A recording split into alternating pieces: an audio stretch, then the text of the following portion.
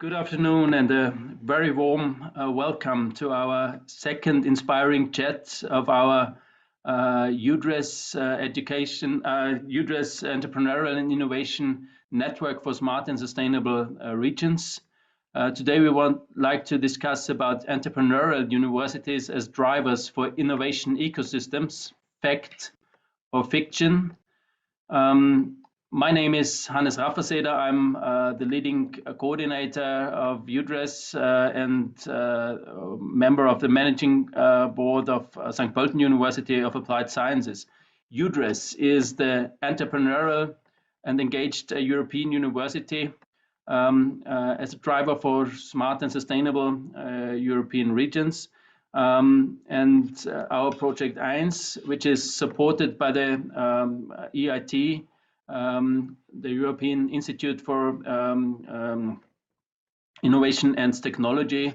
The project E.I.N.S is the Entrepreneurship and Innovation Network of this European University UDRES, and we collaborate in this project with UIIN, the University Industry Interaction Network.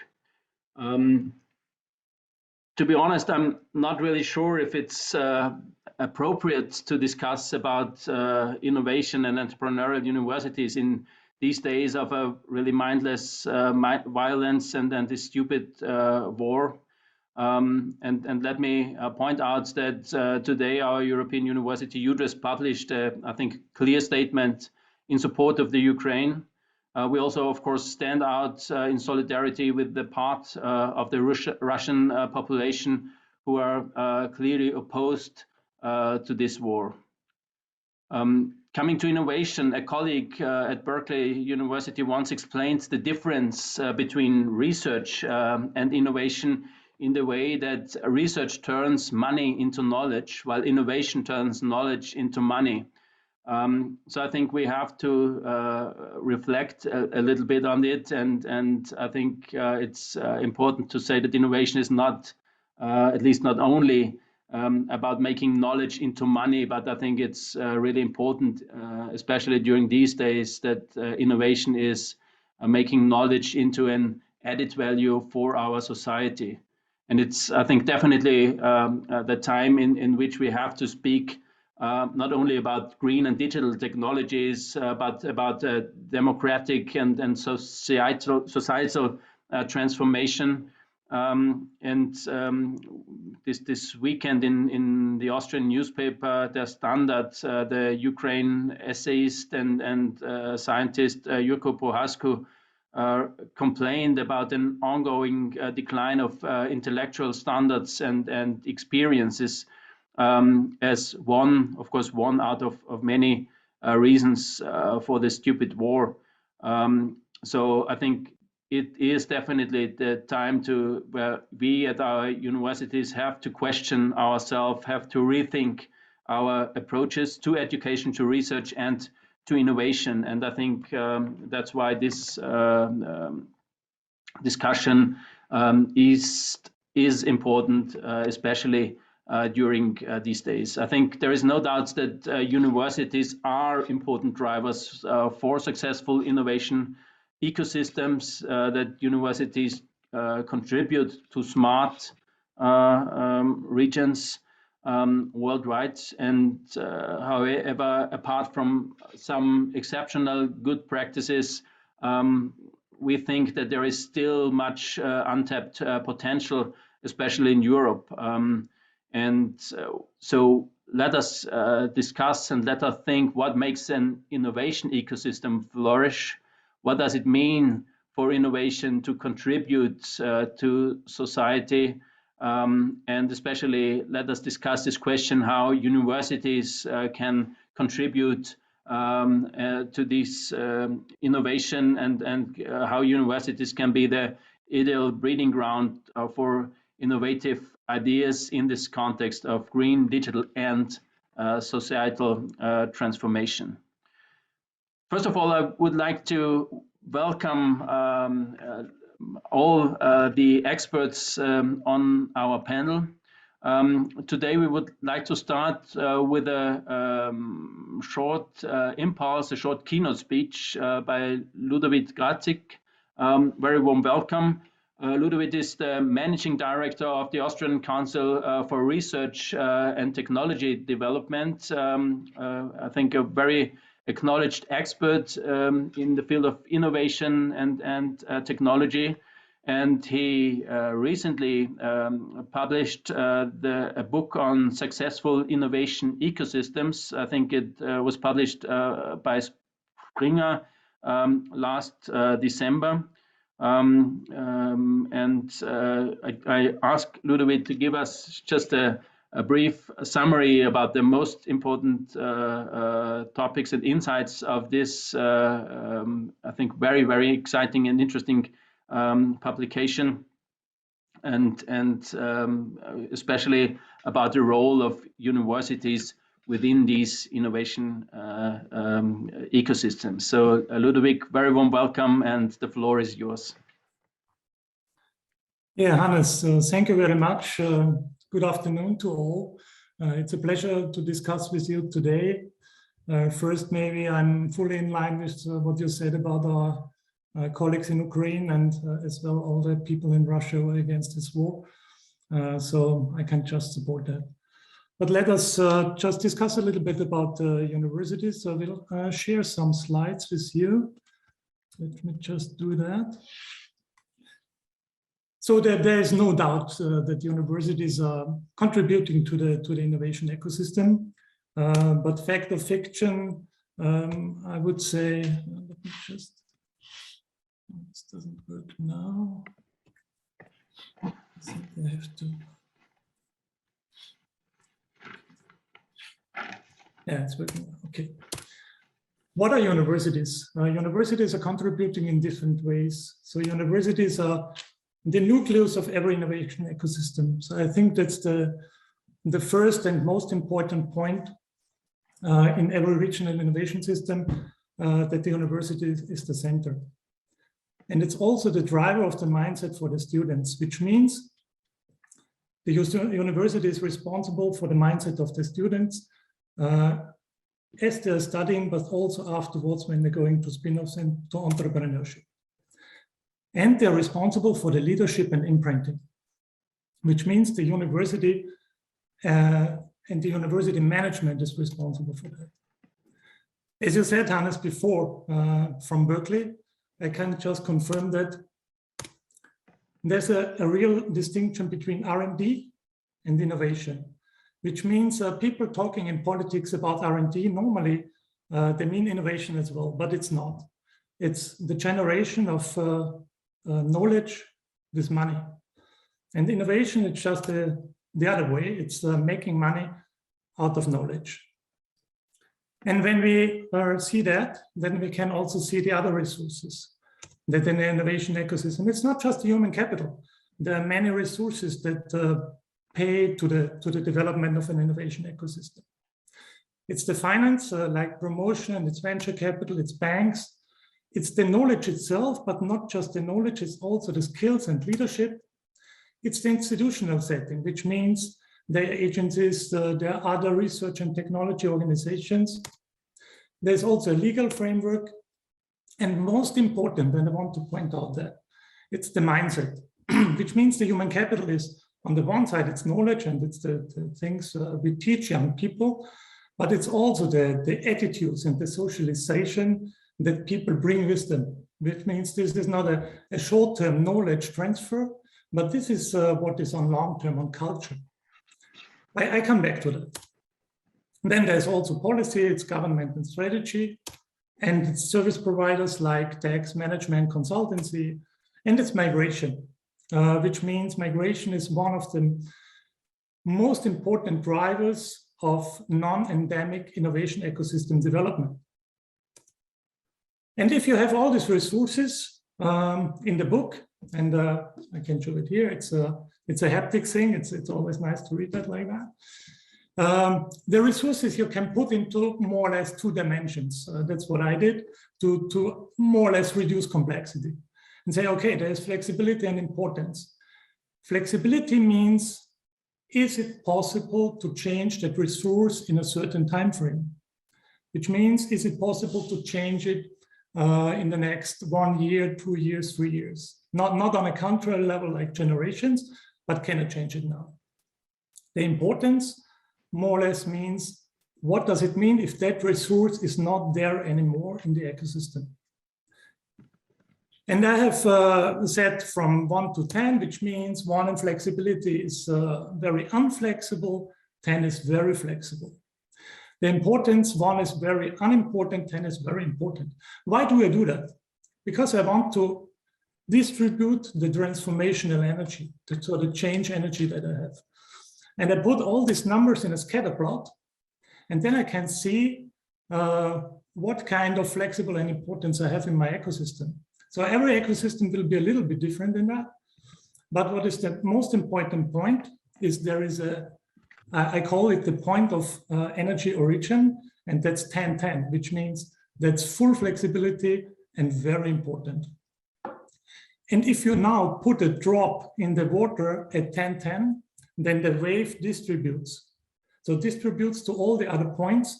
And the first points I reach there are like here, it's risk capital, migration, digital infrastructure. And now I have to distribute my transformational energy due to the first points I get, which means I have to prioritize them because these points are very important and it's quite easy to change them.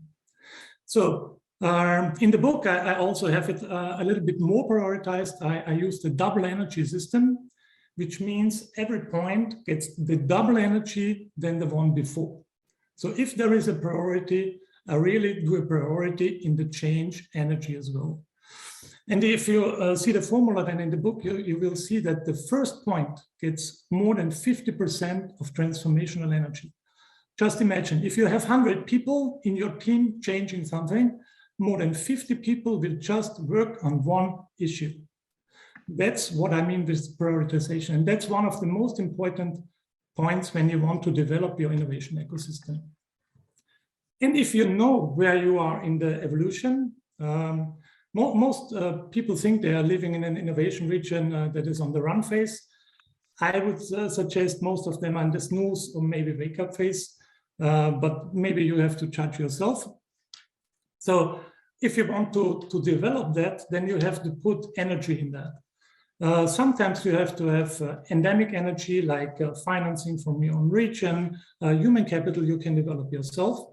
But sometimes you can just take energy from other regions to do that, like migration. If you want to attract smart people from other regions, if you want to attract venture capital from other regions to your region, then you really push it up. And that's one of the important points. What did we do in the book? In the book, we have all these resources you have right now, seen like the importance and flexibility as well. But what we did as well is we put all these kind of resources in different ecosystem contexts. So we took 12 regions, global regions all over the world, and did SWOT analysis according to these resources. So we have a plethora of cultures all around the world. And sometimes people try to put one ecosystem as a prototype for all the others, like Silicon Valley. So then you get some Silicon Savannah, you get the Silicon Alps, you get Silicon something. But I can tell you, all the ecosystems you can see here are very distinct from each other. From the socialization, from the culture, from the people working there, from the development status. But all of them have certain focus points you can learn of, which means these lessons learned you can take from the other ecosystems and use for your own, and then you develop further. But you have to go there. You can go there on your own, do a project. What we do is we do trainings as well. This is this year, next year's plan. And then you have to see that if you go there, there's the socialization, and I called it mindset before, you can call it culture or attitudes, but always be aware that all the knowledge you have in your ecosystem is part of the beliefs you have there, which means if you're able to develop, you expand your kind of attitudes and culture, then you also have a larger part of the truth in your knowledge. And that's an individual point. So everybody can develop themselves, but it's also an ecosystem point, because ecosystems act on the common beliefs. They don't act on the common knowledge, on the what did they have on their management consultancies or on their legal stuff or on the venture capital. No, they act on the common beliefs. And that's why Peter Drucker told us culture is strategy for breakfast, which means whatever strategy you do, the implementation of the strategy will be due to the culture and attitudes you have in your region for the whole process of the strategy implementation. Not the strategy itself, but the implementation. I got two examples for you today, just to have a little glimpse in the region. So the first is Africa. First, this is a really large area, and Africa is not a country, as we have learned. It's 54 countries as a whole, and you can more or less pack whole of the world, the half of the world, because it's a really vast area. And the most important part is Africa has the youngest population all over the world. So more or less in their teenagers, they have the average, whilst most of the others have this in their late 30s, beginning of the 40s. And the summary of that is that in the next years, until the end of the century, this will be the only continent to grow the population. So we have now in 2020, we have about 1 billion there, but until the end of the century, it will be 4 billion. Whilst the other regions, all other global regions, will have a decrease in the population number. Second example, Silicon Valley. Why do I do that? Normally, I put Medellin or Bangalore or Shenzhen, but today I selected Silicon Valley because we have the topic of entrepreneurial universities. And Silicon Valley is the region where you best can see why a university is the nucleus for an ecosystem. And even the US as a whole, but there are even others on this list. On the left side, it's not meant that you can read that. There are all the universities on the left side, like Stanford, Berkeley, Carnegie Mellon, MIT, even some others from the world. On the right side, you have the companies where their students go after the studies, which means the success of the companies on the right side depends on the contact, on the direct contact to the universities where they recruit the students. This means people from these companies have very close contact to certain persons in the faculty of these universities, and they select the students while they're studying there. Therefore, this is a real nucleus, and the mindset they get in the universities will be transferred to the companies. And as these companies have quite a success on the world market, they are very competitive. You can see that also the universities have a great part on the success. And now there's a good message for St. Pölten in the end, which means normally the innovation region is not the capital region. You can see that in other big countries, in other big regions like Beijing, it's Shenzhen is the real innovation capital of China, and it's not Beijing. It's San Francisco, and it's not Washington in the US. And in India, it's Bangalore, where all the entrepreneurship and new companies happen, and it's not the capital, New Delhi. So most likely in Austria, it will be St. Pölten and not Vienna. So this would be the message. And I give some executive citations in the end of my part of the book, and I give you two examples of that.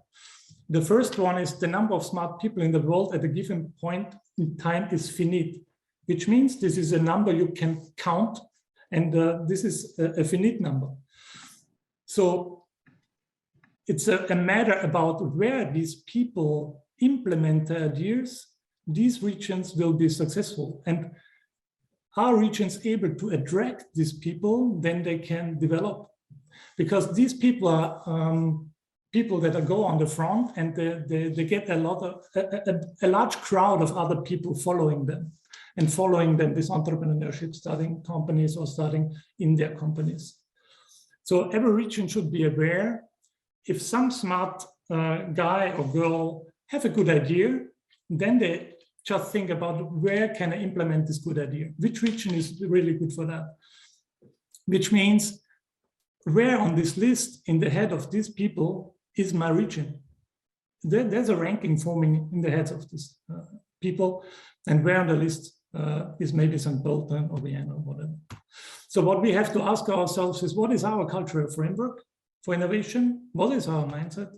What are our patterns and processes to develop them? And is there a digital mindset to imprint it in the region, in the organization? My recommendation is try to see the world with the eyes of the others and not let them tell you something, but try to see it on your own, try to feel it, try to get it into your own mindset. Then you will be successful in your own region. The second citation I want to bring is, it is a skill to be able to fail and learn from the failure. This is more or less my critical input as well to this discussion, because the Global Entrepreneurship Monitor tells us this is one of the deficits. In Austria, it's a lack of risk tolerance, it's a lack of entrepreneurial thinking, and it's a fear of failure. And all these three are kind of not knowledge, but their attitudes, their mindset. And this we should work on. So this is my input for discussion as well. I'm looking forward to discuss with you. Thank you very much. And yeah, let's discuss. Thank you very much, Ludovit Garzik, for this insight. I think with quite a lot of inputs to think about and to discuss. Many thanks for that. And of course, highly recommendation for your book about the successful innovation systems. I would like to start the discussion and excuse that I not start with female panelists. I would like to start with Todd Davey. Todd Davey is an associated partner and as far as I know, co-founder and long-time strategic director at UIIN, our partner, the University Industry Interaction Network. Todd is also an associate professor for entrepreneurship at Munich Telecom Business School.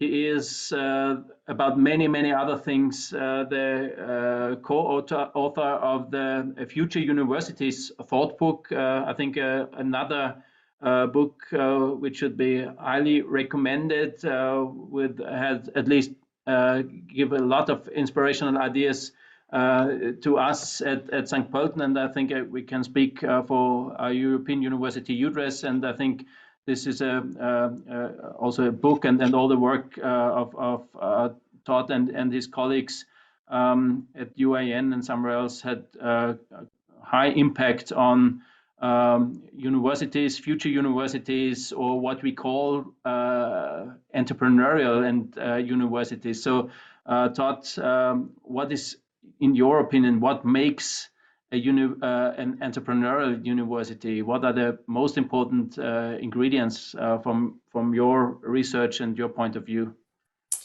Well, firstly, thank you very much for the invitation to speak today, and I agree with the sentiments that have been expressed currently about the situation in Ukraine. Maybe if I could just refer to a couple of things. So the work that we did with the Future Universities Thought Book established 5 roles of the Future University. And I think what they show really clearly is the Future University is going to be an entrepreneurial university. If I reflect on the first role, the traditional role of the university, which is the role of education, what we're going to see going forward is a much greater involvement of external actors, in the case of employers, industry, government, into the design and the delivery of curricula. We will be seeing a number of different actors that are involved in the creation of effectively future talent.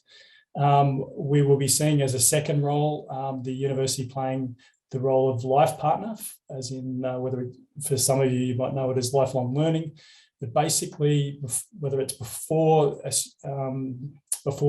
student goes to work, it is during work, or is in fact after work, that the university is going to play a distinct role in preparing people for various roles in the community, but also various professional roles, whether it's as an employee or as an entrepreneur.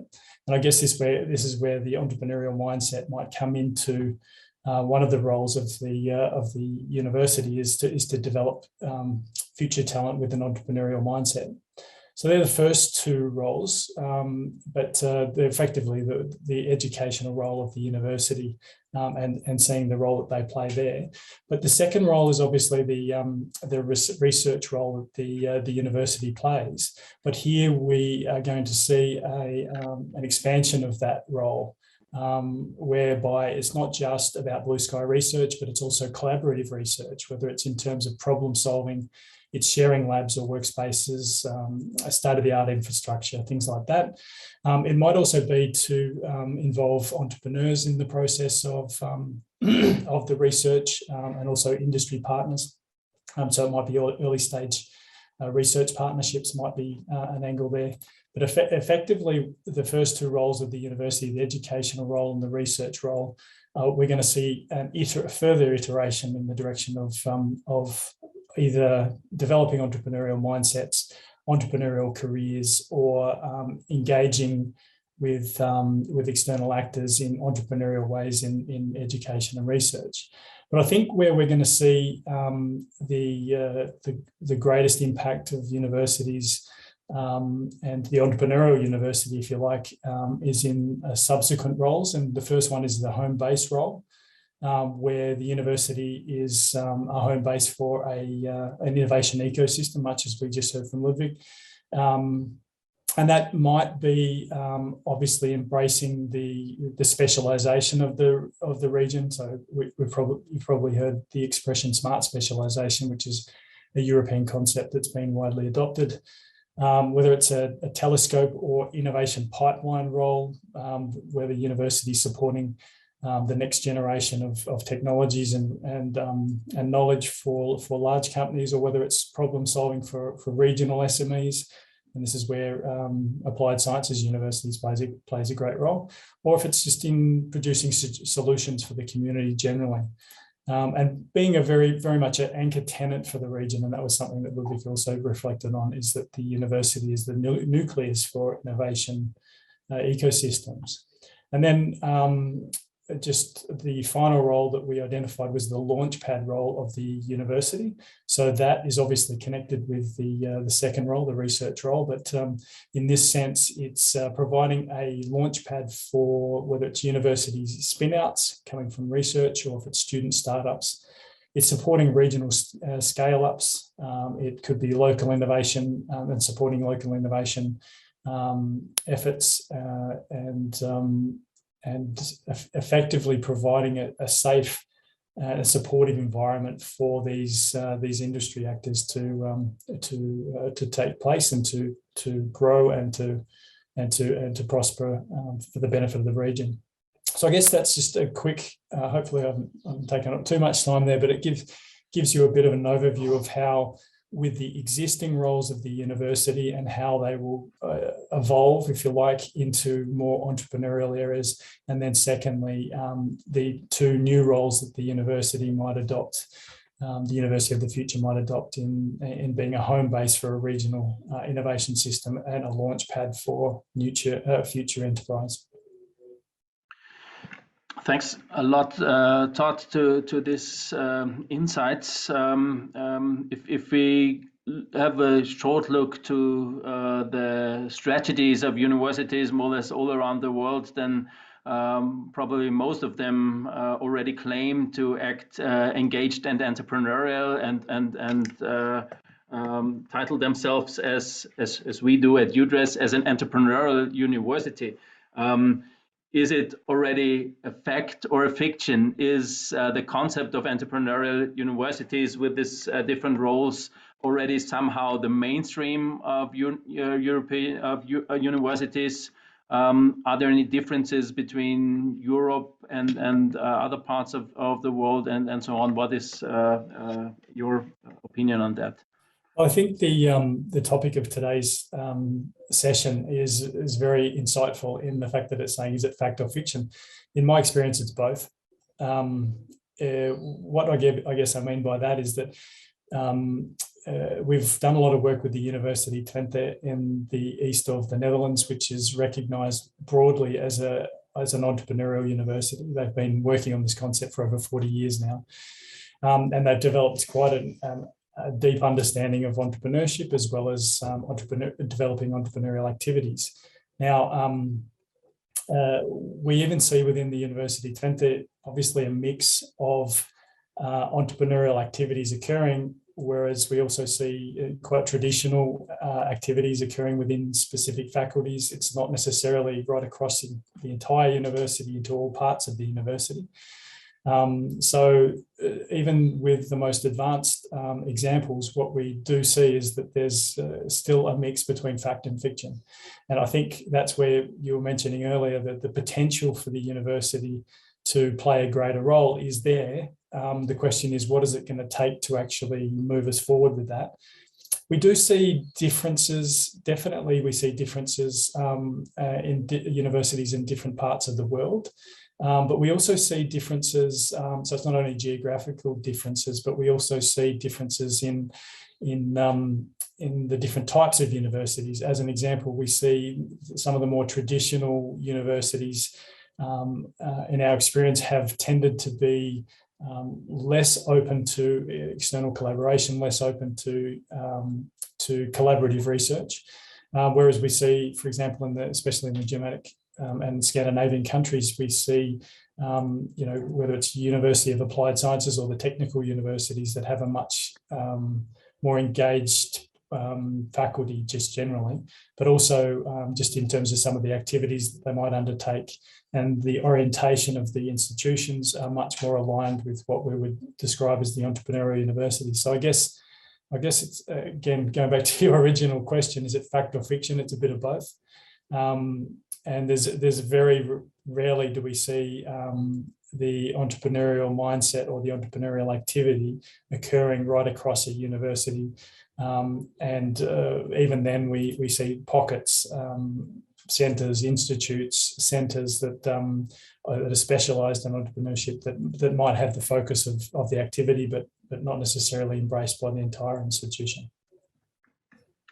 Thanks a lot, Todd, once again. I would like to welcome Diana Andone on our panel. Diana is Director of the e-Learning Center and an Associate Professor in the area of multimedia and interactive and web technologies at Politehnica University of Timisoara. Diana is also very active within our European University E.I.N.S UDRES, and she also is coordinating the work package on entrepreneurial education within our project E.I.N.S. Very welcome, Diana, and thanks for joining this discussion. Do you consider UPT, your university in Timisoara, and our European Alliance UDRES already an entrepreneurial university? And if so, why do you think we are already entrepreneurial? Or why not? Thank you. Yes, thank you very much, Hannes. First of all, please allow me to say welcome to everybody. Also putting a message in the chat just to bring a bit of smile on everybody's, is because today we are celebrating 1st of March, is the renewal of the year and of welcoming spring. We wear this, which is mărțișor in the Eastern Europe, and it's a very traditional Romanian thing. So I wish everybody to think a bit more about education, innovation, and how to do things better and newer, and to bring a smile to us and not to think always at bad things. Going back to your question, Hannes, I think we can consider somehow also an entrepreneurial university, but more probably an innovative university, I think, than entrepreneurial. I mean, our university is more than 100 years old now, and even when we were initiated, when Romania was first born as a whole country, and we joined the southern part of Romania, because we are part of Banat and Transylvania So we had quite a different history when we joined. But even why I'm going back is that in times, that was immediately after the First World War. And then it was again after the Second World War. And then 32 years ago, after the revolution, our university played a key role in the communist fight and in the revolution. So this is why I'm saying probably it's a bit more innovative, because a lot of the innovation, and not only economically, but also socially and community development and for the entire region, was somehow around our university. We were the first one in the region. We are highly technical. We delivered the first PhD almost 98 years ago. So this is why I'm saying that I quite like Ludovit graph, where the clusters go and how the graduates join different companies and so on. We can say in our region, especially in the last 30 years, but also before, that the companies came to our region, to the West Romania region, because of the university. A lot of multinational companies and international research centers were established here because of the brain hunt, and the need of a very clever and well-educated personnel and staff and human resources. And that only can happen when you allow innovation, when you can allow that change. And change, we keep loving those words of paradigm shift and change happening. And they're big words, and usually you feel them empty nowadays. But when you put consistency to them, in fact, is bringing you to allow that change to really happen. And if you know something about the Romanian higher education, then you realize that change is not that easy. So you really need to fight for that change and find solutions for that change. I love to say that, always I used to say that creativity only happens when there is constraint. You need a bit of constraint for the creativity to happen. Not a lot, but a tiny bit of constraint. When you need to find different solutions and new solutions to an existing problem, then is really when the creativity and innovation happens. That's at least my opinion. I'm not a specialist in innovation. This is only thoughts about years of teaching and doing this in the university, and not only in the university. So I believe that the things which a university needs to focus, also based on our historical development and on the views which we have at this moment, at least in this part of Europe, is that you need to have talent, and to be able to raise talent, you need to encourage that talent to be innovative and to be able to change yourself constantly and continuously and to adapt to the needs. But you also need to welcome the others. You mentioned a little bit migration. Migration, I think, can happen in both ways. Not only people migrating, you can migrate companies, factories, and also social development for regions. And we've seen this happening in India, for example, or in a lot of parts, not only in Eastern Europe. So I think there are examples which shows that if you bring some financial or economical development, or a company which wants to build up an idea or something like that, and then you do it. Obviously, there is a bit of pitfall when you're doing that sort of migration, and also on the other side is that you either do a brain drain or you rely on a lot of low-skill jobs or something like that.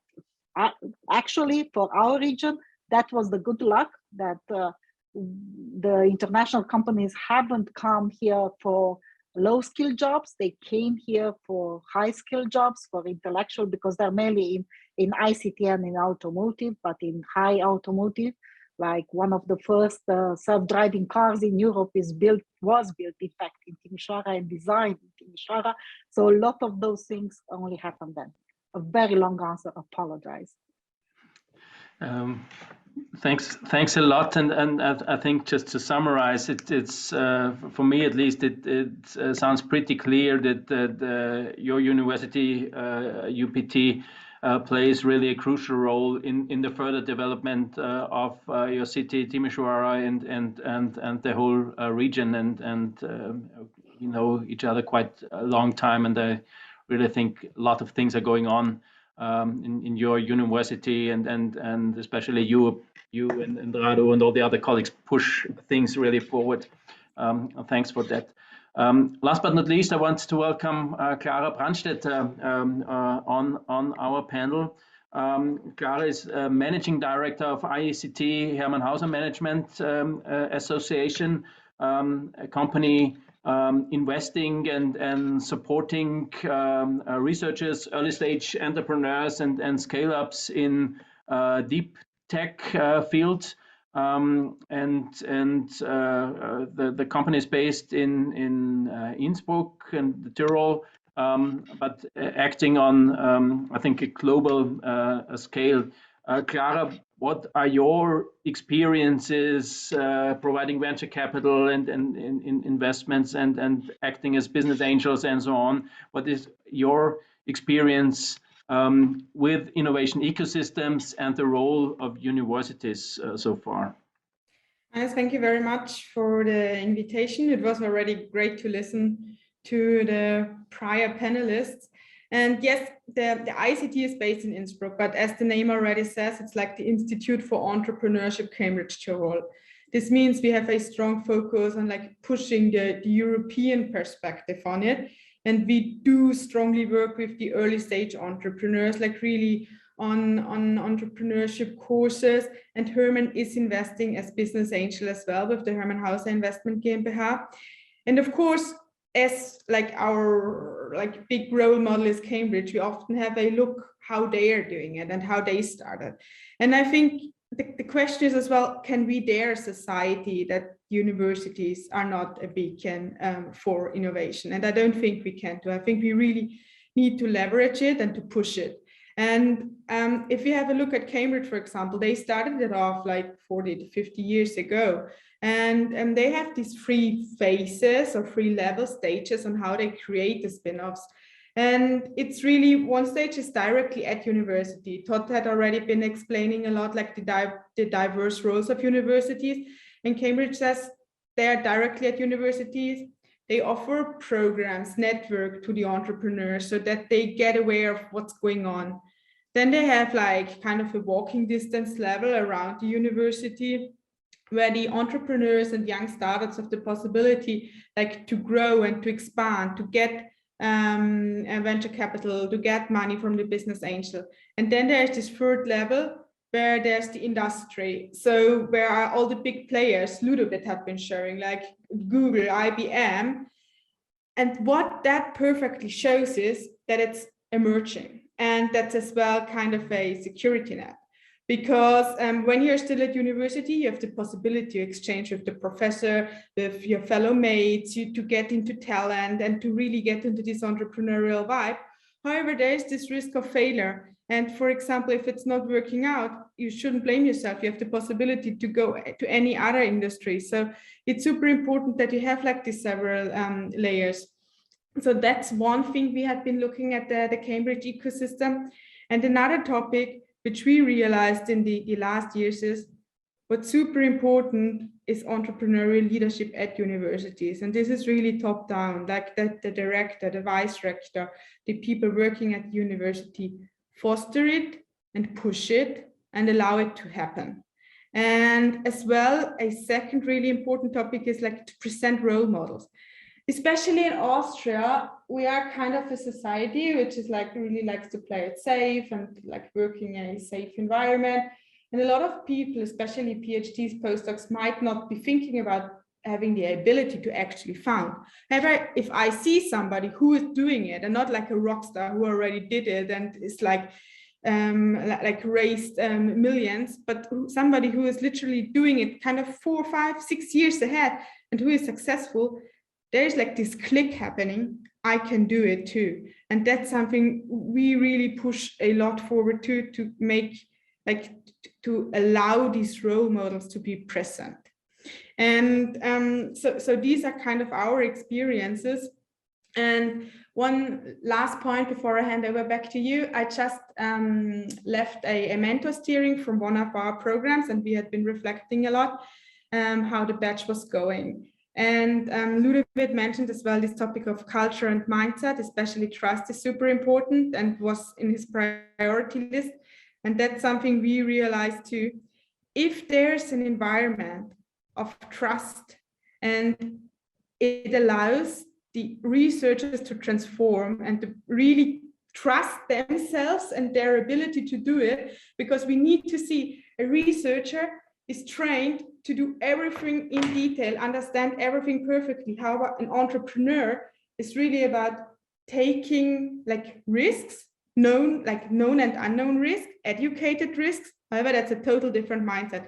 And if I have the ability to trust in myself, and if there's an environment and a culture of trust, it can like work out. But that takes time, and that's not something which involve like with a couple of sessions or something like that. That's something all of us as a society need to create. And that's been a couple of our experiences when working with entrepreneurs and being part of that ecosystem. Thanks a lot, Clara. You and some other colleagues on the panel already mentioned the important role of the leadership of universities and companies, we have to make these things happen and so on. Are there any specific issues which you would like to address to my colleagues, to me? What shall we do as leaders of universities to improve this the entrepreneurial situation and mindset and so on? I think there are a couple. I think a lot of universities in Austria are already pushing it, but still like there's still possibilities to grow. One important thing is that it needs to be seen.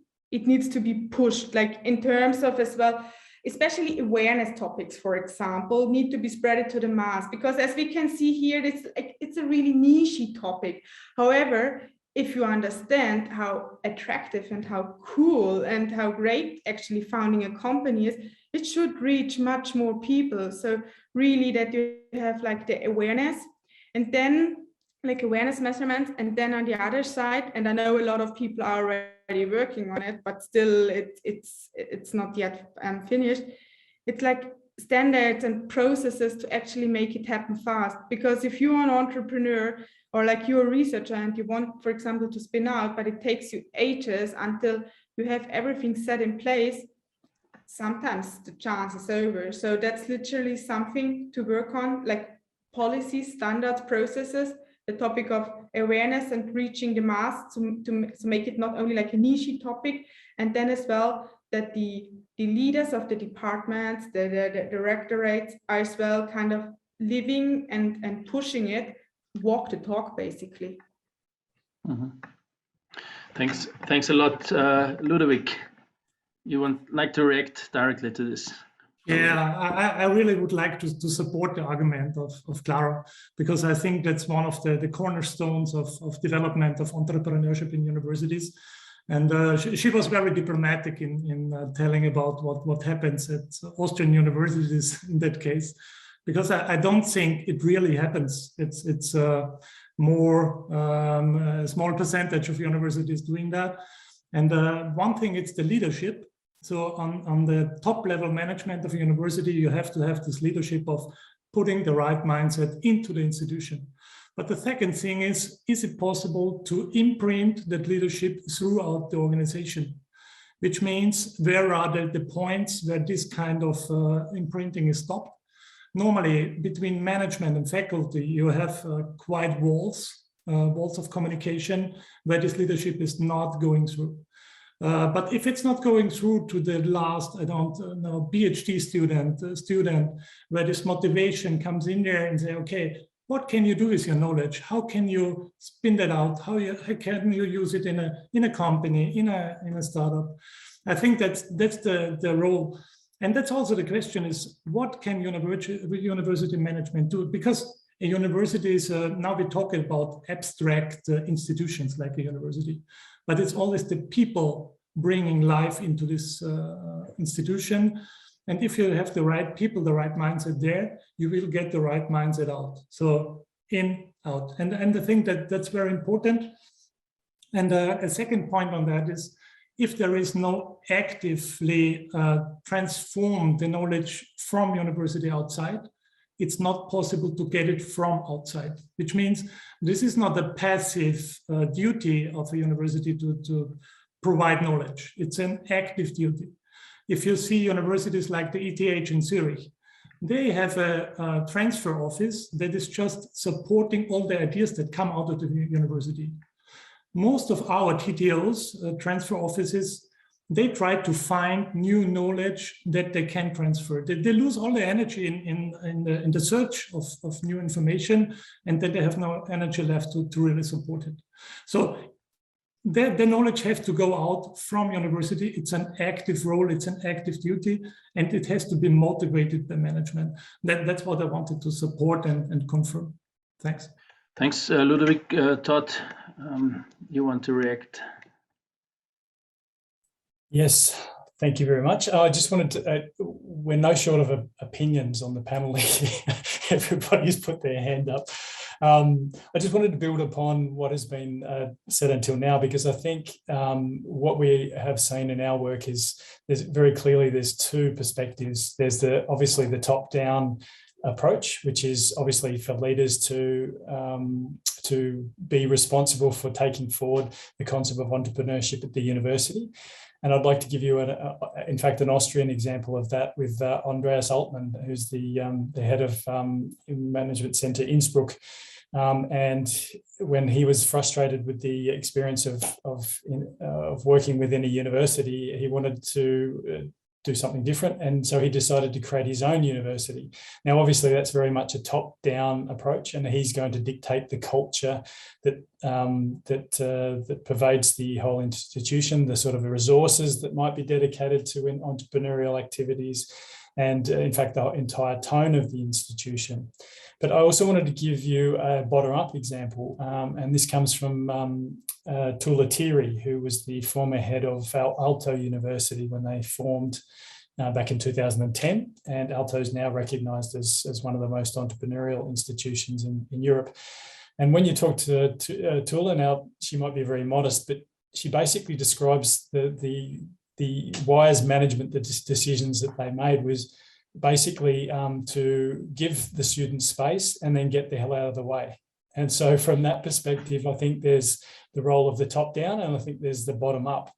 If I had to point to something that the management can really try to embrace, is to try to instill the entrepreneurial mindset across the entire institution. It's not just about students. It's not just about trying to get entrepreneurial mindsets into the research area.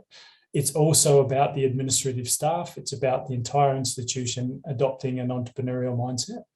But then maybe picking up on something that Clara also said, which is, and we describe it as pathways, having really appropriate and well-supported pathways for students, academics, even local SMEs, to move through the process of the respective process of entrepreneurship, from idea to commercialization, and to have the appropriate support along the way, and the support in the form of capital such as network capital, strategic capital, economic capital, and knowledge capital, and supporting them all the way through that journey. Thanks a lot, Todd. Diana. Yes, so I somehow Todd approached tiny the thing which I wanted to respond to Clara and to Ludovit. Not that I don't agree with them, but the top-down approach is a very valuable and good one, and the history proves to us. In my view, the top-down approach works when it's a lot of incentive, when you really have either financial or other sort of incentives and so on. And usually it lasts only as far as that rector or that leadership stays there. And then suddenly it slows down and so on. I've seen it happening, and in United States it works because then you have not election functions. In the other parts of Europe, mainly the jobs of the administrative are elected, and it's not that easy, I can imagine. But I strongly believe in the bottom-up approach, and I can give you loads of examples also from our university and from the universities with whom we work, mainly in Europe. And probably one of the examples which I will give you just briefly is also the iLiving labs, which we are doing now in E.I.N.S, where we put students now internationally in what I call them virtual mobilities, and they work jointly together to develop a product or an idea. This is something which then can be brought into practice, and usually it's done with the support of companies and mentors. I have done this similarly, for example, just to give you this idea of entrepreneurial approach and how small changes can really create a shift in students' mind and open up to do something else and something different. And obviously having role models and invited talks in your course, not just general ones, but in your course with previous students, alumni, or other successful entrepreneurs from everywhere in the world, because not only now, also before the pandemic time, we used to invite them and have online presentations from them, and all over the places in the university. And I know a lot of them which are doing this. And I'm also doing, for example, since 2008, a virtual mobility project with Boston University, with my colleague Mark Freidenberg, which is called TalkTag, which is not funded. So this is just initiatives based on two professors wanting to do a product and a project together. So you have two Romanians with two American students, which are developing a multimedia artifact on a period of 8 weeks with very, very little support. And it's graded, so they need to do it. And they need to apply it and then find customers and bring it out and do it for the market and find some community support. I mean, to be really a livable, a product which can be used after that. So that changed so much our students.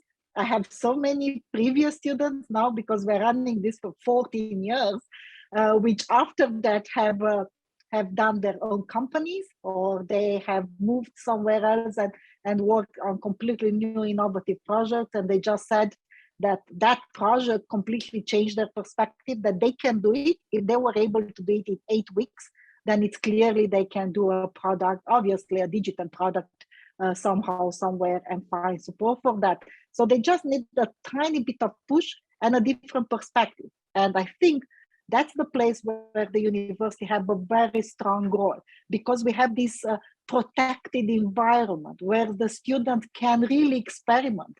They can really do something, and they can do even like play with companies' ideas, either research or innovative, or even previous ideas, just to find the different solutions. Like we have a lot of students dealing now with cultural perspectives on digital culture, or with climate change, or with garbage, and how to do a smart city and parking and traffic and stuff like that, which are old problems, but just to try to find a new solution with a different perspective and new eyes, because they have them.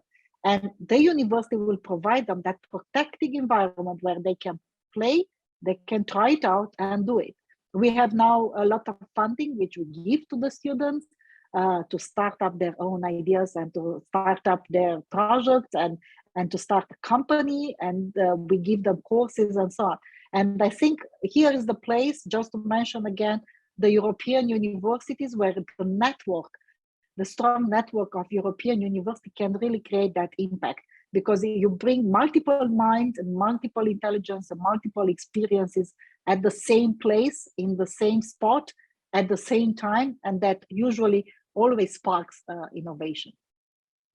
Thanks a lot, Diana. So it's all about the people, whether they are management or students or staff. And as Todd wrote in the chat, in the ideal form, we need as well a top-down as a bottom-up approach, and I think we can totally agree. And you also mentioned this important shift of perspective, and this is also as Ludovit said in his short keynote, see the world with the eyes of the others. I think this is definitely a very important point which we can take of. Clara, please. Hannes, I have another wish for the wish list, so to say. Good. We always tend to have like these really academic discussions, but I think it would be really helpful to just do this demystification of entrepreneurship. And this is really something universities have the possibility to do. And at the end, that's really kind of hand-on work, because it's a lot about what Diana, Todd, Ludo as well have been mentioning, a lot about showing role models. What is entrepreneurship about? What does it mean? It's a lot of one-to-one discussions. It's not like, it's Shai, for example. Shai is the director for the Center for Entrepreneurial Learning in Cambridge. He had been building it up, and he said he felt like an event agency, because he had been running all these sessions day per day, but it was really to infuse that culture and to allow it to have it to a broader mass too. And I think that's really, for example, for me, for a personal goal as well, that more people, more students, researchers are aware that there's this possibility for them to found, because actually it's a really cool topic. And with Ludo in the Spin-off Austria Committee, we have been discussing it so often. Why are not more people founding? Because you have the possibility to bring your idea for the benefit of humankind, to make it like realistic. And for example, it would be, isn't it like cool if you like live in an area where there are a lot of like high IQ jobs, where a lot of research is made available to society, but it's not graspable for a lot of people. So really demystifying entrepreneurship on a like super easy level, I think that's one of the deal breakers as well. And that's at the end, lots of operational work and not academic discussions, we have to admit. I think very, very important topic, demystifying entrepreneurship. And I think this is again an issue where we need collaboration between, for instance, all our institutions. And I think we are at least at an important starting point for this issue. And it's good to know that the colleague from Cambridge mentioned that he sometimes felt like an event organization. At least some of my colleagues here in St. Pölten at UDRES tell me quite a little bit of the same. We run a lot of events, so maybe we are at least take the very first but right steps in this direction, trying to improve.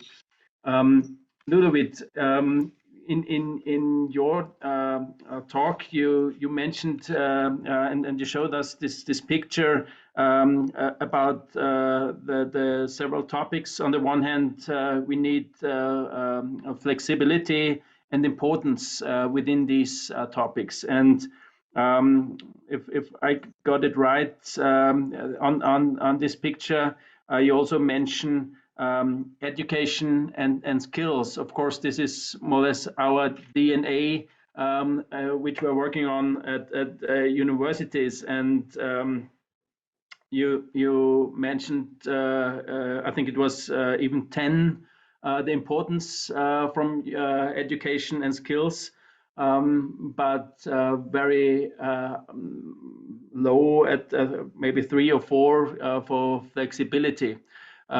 So to be honest, I somehow have to agree. We are not really flexible in coming up with new curricula and other things. And of course, it takes quite a long time from starting with the bachelor and then earning the master or PhD degree years later and so on. We know about all of this. But how do you think can we improve to bring in more flexibility in this, of course, important education and skill thing? Yeah, thank you very much. I think it's not just the education in universities. It's also the education in the first and second step, like the gymnasium, like other educational organizations, because if you don't have the economic background, if you don't know about risk models, if you don't know about entrepreneurship in your early ages, it's very hard to really change it afterwards. And this is why the flexibility is so low, because it's more or less a cultural educational system, which means if you want to change the education of younger people, you have to change the professors, you have to change the people educating these. And this is a kind of, because these people are there 30, 40 years. So if they don't have that in their mindset, you have to wait for the next generation of people lecturing. And that means you have to wait a long time until you can do that. But it's not the education. Education more or less is one of the basics you have, and you build up on that. But the second 10 in importance next to the education, it's the tolerance and trust. Clara already mentioned it. And I think that's kind of this trust of I would call it mental support, which means if you have the mindset, if people like to do that, there's always a barrier in their surroundings, like the friends, like the family, who do nothing more than grow their doubts. But because everybody has doubts. And normally in our educational system, they also don't learn about calculating risks. So this kind of, you now call it demystifying the entrepreneurship. Demystifying just means you can calculate the risk what you do. So what will be the outcome? What can happen? What if I fail? So what will people do with me if I fail? And normally in our cultural surroundings, it's not a good idea to fail, because there's a good reason why you don't want to fail, because people will just come over you and say, okay, I told you from the first point that it's not a good idea to do that, because I don't know, you have to build a house, you have to have a family, so don't risk your money with a startup. That's what people do. So if young people come to me and say, I want to build up a new company, normally I tell them at first hand, do that, but don't tell anybody, because the only thing they do is get you off that idea. So therefore, I think this kind of trust and tolerance, and that's what we see in really successful innovation ecosystems like Silicon Valley. We can see a very open mindset for other innovations. So you are very proud to nobody who did a lot of money with some idea. If you do that here, people will say, okay, where is that money from? It's not a good idea to have such money, and nobody will support it. And I think that that's kind of a tolerance, and you can see this tolerance also with other parts of society, like the LGBTQ plus community. I think that's how it's called right now. They are very well developed in areas where also the tolerance and trust for entrepreneurship is there. So the gay community in San Francisco is the largest worldwide. This is because people are open to things that are not the social norm, so that are different. And that's the same thing if you put up a new product, if you test a product like Eric Ries told us in the Lean Startup. So you have to put a prototype, you test it in a community, and then you build, measure, learn, and all that circle.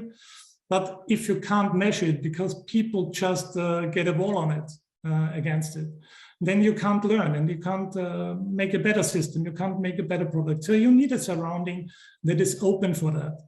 And I think this is what we have to develop, and the university is also the nucleus for this societal development. The university was always a prototype for new social developments in all the history. And it's not long ago in Austria as well that we had a very conservative, very not reformative surroundings. So this kind of things are quite new in our generation as well, that we don't have to forget, and we have to work on that every day, everybody. Yeah. Thanks, Todd. Yeah, maybe if I could just contribute a perspective that builds upon what was just discussed. I guess what we see in the early development of entrepreneurship at universities is that it usually is housed or situated in a specific location. So quite often the business school adopts the concept of entrepreneurship and is responsible for the, let's call it entrepreneurship education or support for entrepreneurial activities. often what happens is then it's taken out of the business school and there becomes a entrepreneurship center, or let's call it, that might be an incubator or something similar.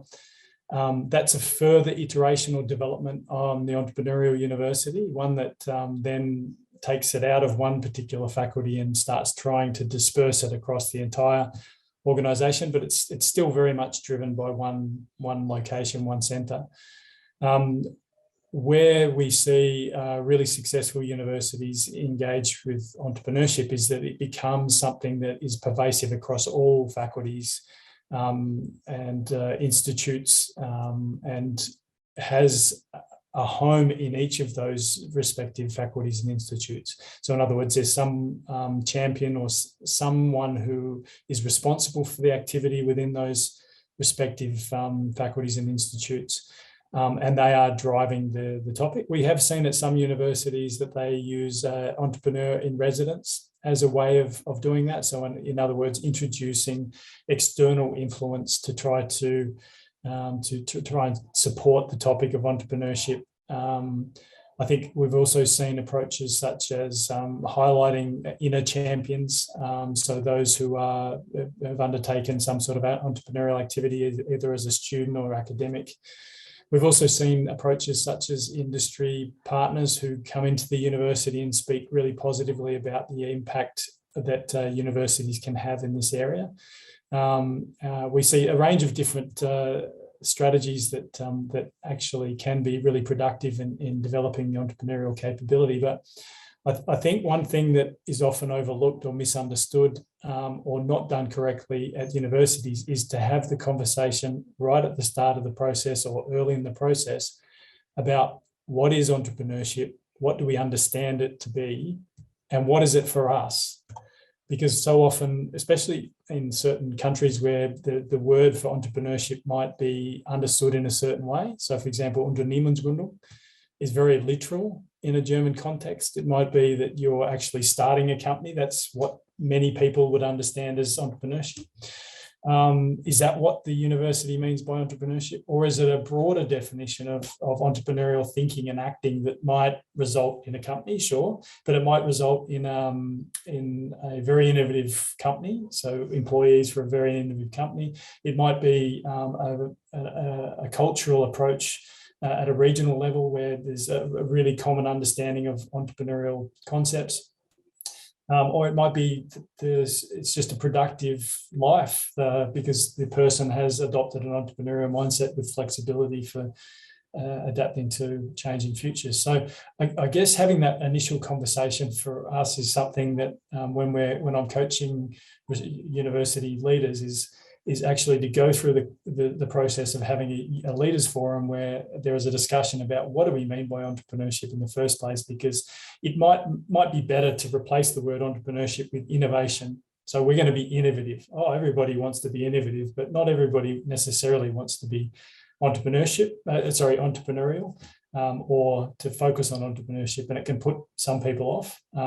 So I just think having that initial conversation and understanding what it is we're talking about, and then obviously the different iterations that I talked about and how a university expands it from one location to many locations within the institution, and ideally right across the institution.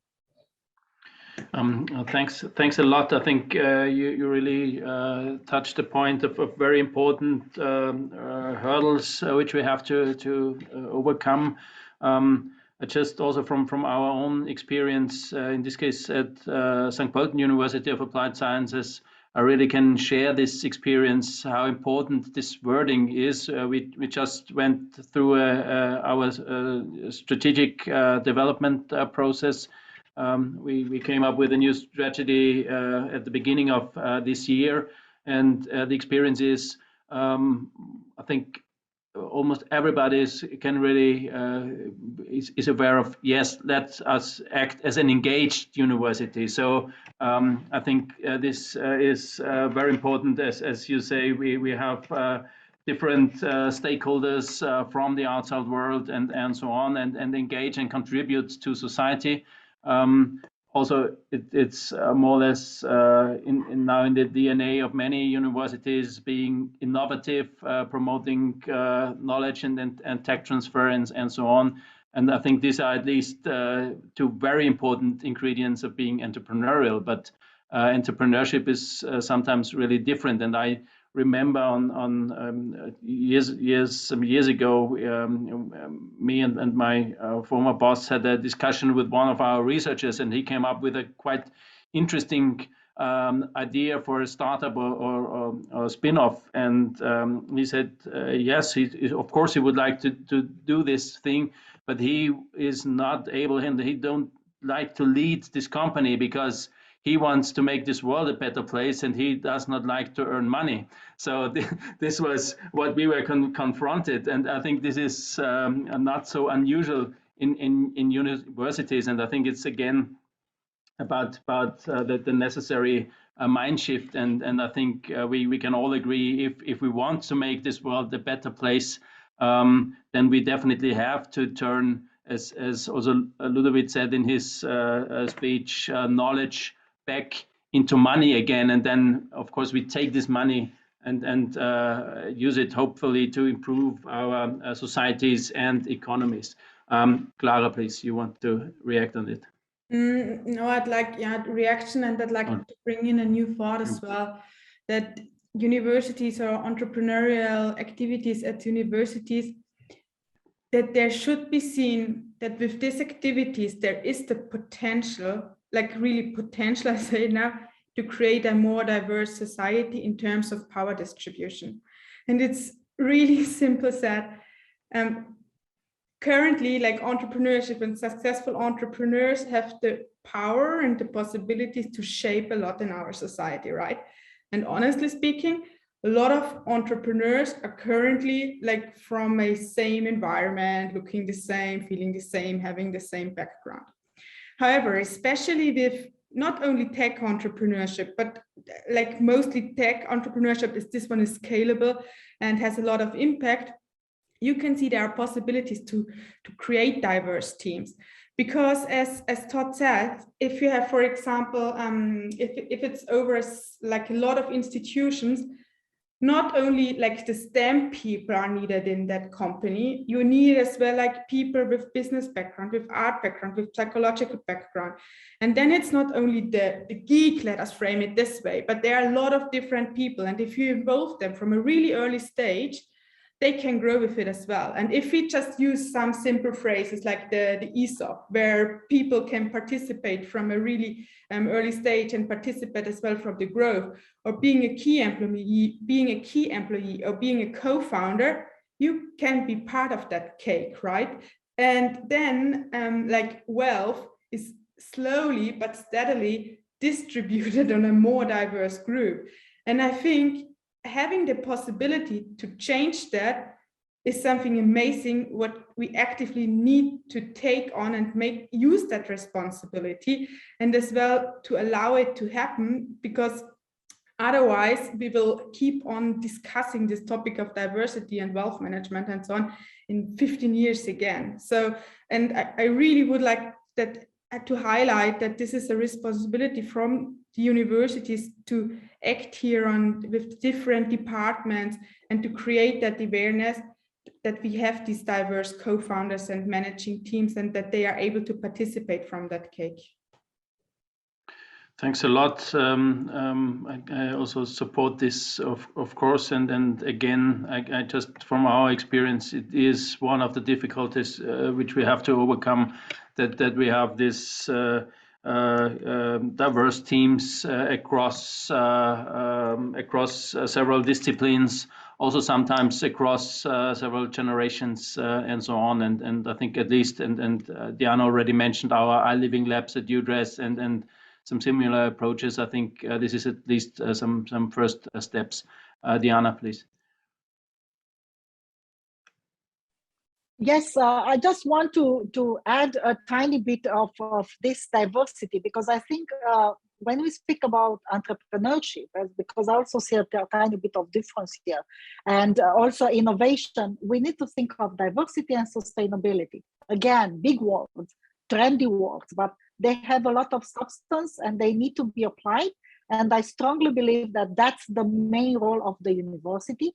And I would like to bring into this equation something which I believe, I'm a strong believer for more than 20 years in open education and open science and access as free as possible to knowledge and to information. And that's where the place of the university, I see it even more strongly, because if we don't give access to knowledge and to science, and we don't bring this as close to as possible, not only to our students, but to our stakeholders, to the community around us, then obviously how we can expect entrepreneurship and how we can expect innovation, that will never happen, because you first need that access to knowledge, I think, and you need to that to happen.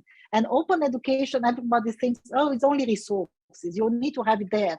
I strongly believe that beside resources, you need to have the practices. You need to have that culture of sharing, of distributing, of being able to use and reuse things, and not to reinvent it always and to bring it in a different ways. And that's not only for education, that's also so. I think very, very important things, and also creating this, let's call it sandboxes, where people can meet, can share their experiences, share their thoughts, discuss, and come from different backgrounds, and have the possibility to change their perspectives. I think this is a very important thing. One more question to you, Diana, as I want to come back about this issue, as Ludovit explained about transformation and energy, and concerning education and skill. It's very important, but very unflexible. You are, I think, with your e-learning center and all your other activities, your projects on European and the national level, in the context of e-learning and open resources and so on. I think really a pioneer. You work in this field for many years now, and I think open educational resources as well as several forms of e-learning really bring more flexibility, or now the micro-credentials and so on. Did you see a shift or a push towards a more entrepreneurial spirit since the time you work with these issues? Yes, apologies for this. I lost my microphone. I really hope you are able to hear me well now. So yes, I completely see a shift, and that's not only because of the dedication, which probably, again, the normal professors and the students has, and quite oftenly nowadays you saw that shift among the students, because the students became co-creators of resources and of open educational practices and tools. But where I see it more is in terms of policies, like in terms of also at European level, the Digital Education Hub and the Digital Education Action Plan has that at the core values. And if you look at the entrepreneurship, at the entrepreneurship competencies as they were defined also by the European Union, again, they have openness in all perspectives at the core, and believes into the openness. And where I see it, as I said, in policy, is because a lot of the universities and the communities are applying this, sometimes even without knowing that they are really doing open education or open science. They put a lot of resources out, they distribute them, they do events. I quite like that idea that you are like an event maker and so on. Yes, that's the place. We are doing this, all of us, constantly and continuously, and that's bringing out as much as possible information, knowledge, and giving access to everybody, because we need to have this culture of giving in the university, which I think it should be at the core values. We used to have it. If we go back in the ancient Greeks, that was the idea, and we need to keep that as the core value also for the future. Thanks a lot. You mentioned in one of your former talks that creativity needs constraint, and I would like to push this as a question to all the panelists. We see that Europe during the last years or decades lost ground in respect to innovation and entrepreneurship compared to US and China and some other parts of Asia. Is this maybe because we have some kind of a lack of these constraints, and Europe got too old, too lazy, too rich, too fat, too whatever? And what do you think about this, and what do we need for Europe? Please, as we run out of time, very short answers on this, if you have an idea what we need for Europe. Definitely not this bullshit war, but new solutions maybe. Todd, please. Yes, so I would say I don't want to comment too much upon the European position, but just more that when I first came to Europe, coming from Australia originally, I did encounter some comments from students that I didn't anticipate when I was teaching. I started teaching entrepreneurship, and for me, it would be a success for any university, and it would be the measure of success for entrepreneurial universities, whoever aspires to be so, is that when students are asked the question about failure, and why don't you give it a try, as in take your idea forward, that they don't say to me, yeah, but what if it fails?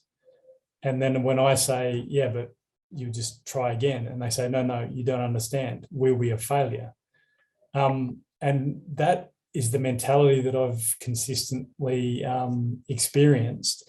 And for me, that is the attitude that actually needs to change, is this attitude that if you fail, then you're a failure. And I think picking up on the comment that was said earlier, which is that we need the opportunities to fail because it's a great opportunity to learn. And I think whether it's a university or an entire continent, I'm not sure we can generalize so much, but success for me is when you have right across the board an attitude to failure, which is to embrace it and to see it as a learning tool rather than an end outcome, which is failure.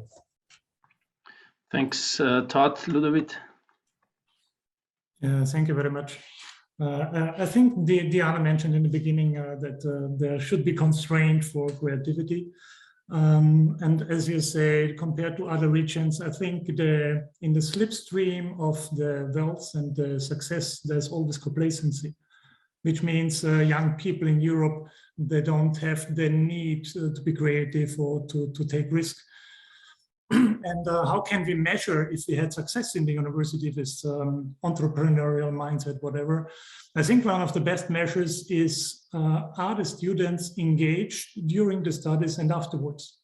Which means, do they have the idea that the university was part of their future success? So do they come back and say, okay, thanks to university for doing that, whatever if they give money or whatever they do, or they engage being a lecturer. So there's one example doing that, that Stanford University.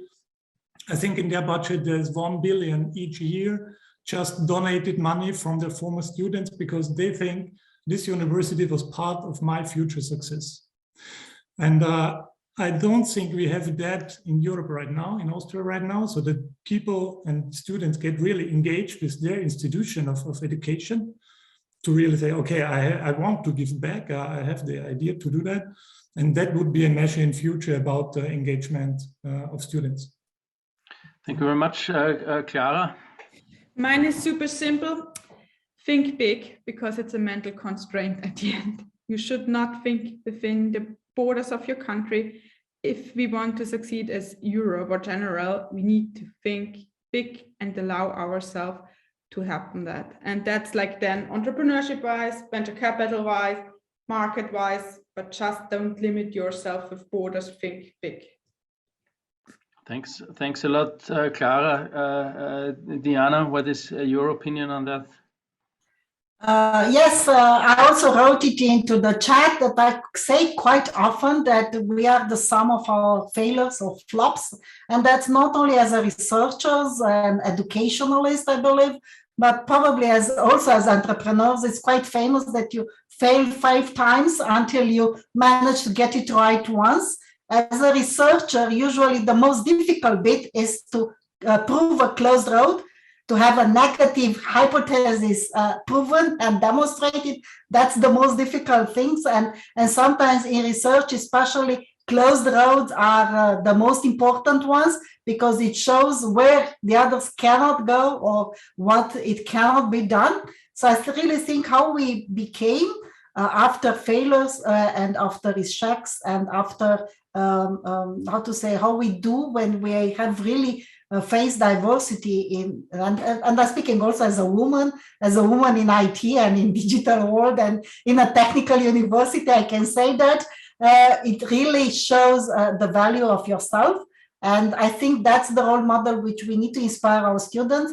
I keep saying that we spoon, we give tiny bits of things to our students, and we always encourage them to do better, and we always pat them on the shoulders that they are great and they are doing this. And sometimes we need to show them that they can also fail, and especially in a protected environment as in a university. And that's not a problem. You need to learn how to raise yourself after a failure. Thanks a lot. I would like to thank a lot all of you on the panel for sharing your thoughts, your experiences. I think we could continue with this discussion for another hour, but unfortunately we already have to finish for today. I'm really optimistic that this was not just the end of a discussion, but a starting point for an hopefully ongoing collaboration within our UDRES Entrepreneurship and Innovation Network, E.I.N.S, supported by the Institute of Innovation and Technology, European Institute of Innovation and Technology. And we will go on in UDRES.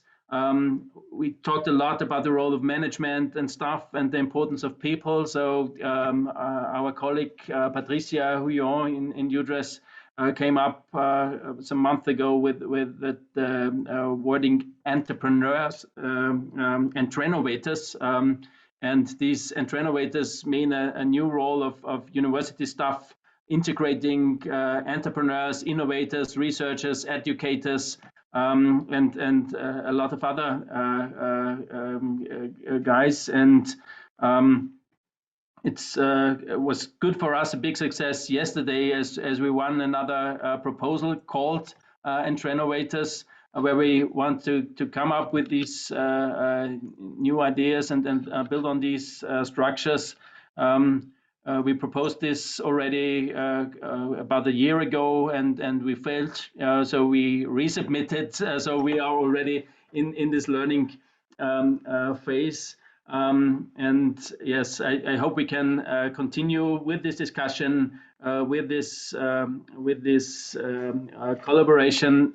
But for today, many thanks. At least for me, it was really an inspiring chat, and with a lot of good ideas for the future. And I want to end this discussion reminding us what Diana mentioned in the very beginning. Today is also 1st of March, beginning of spring, and they have the Romanian tradition and the culture of Matisor to bring the smile. I think this is a very important ingredient, not only for entrepreneurship, but this for this world. We need this optimism, we need the smile. Many thanks for today. Hope to see you soon. Have a good evening. Thanks a lot. Bye-bye.